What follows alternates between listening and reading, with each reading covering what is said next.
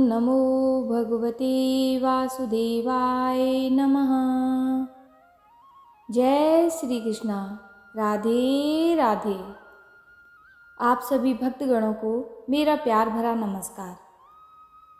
आज मैं आपको सुना रही हूँ रामायण का एक बहुत ही सुंदर प्रसंग। तो आप बड़े ही प्रेम से सुनिएगा।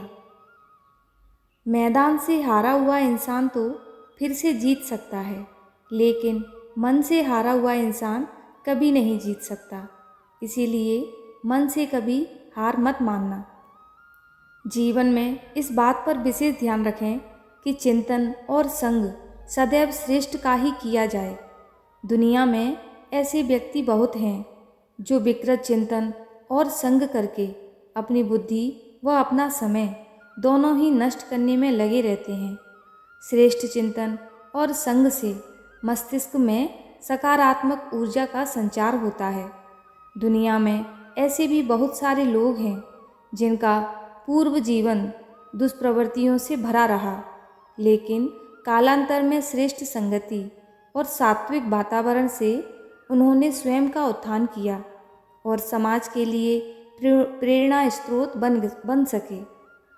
उचित मार्गदर्शन उचित समय पर और उचित व्यक्ति के द्वारा मिले तो परिणाम भी श्रेष्ठ निकलता है।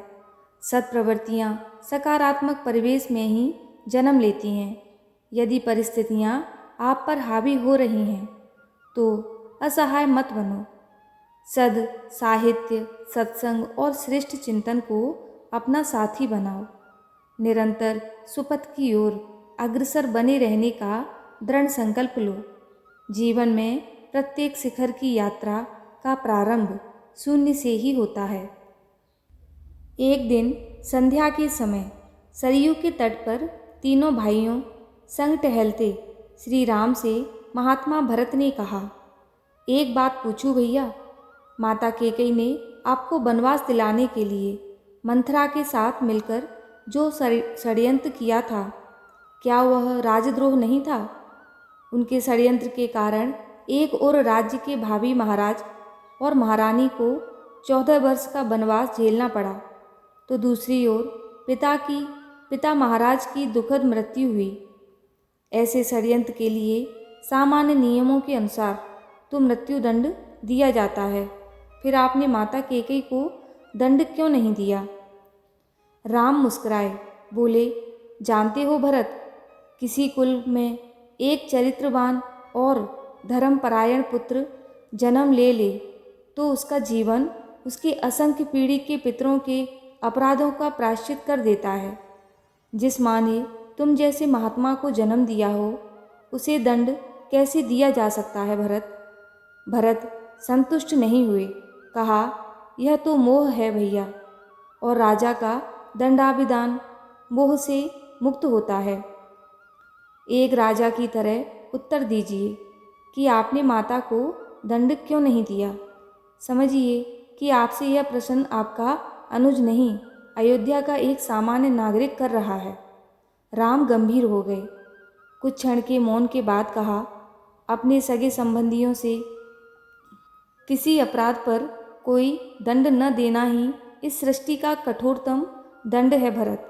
माता कैकेयी ने अपनी एक भूल का बड़ा कठोर दंड भोगा है।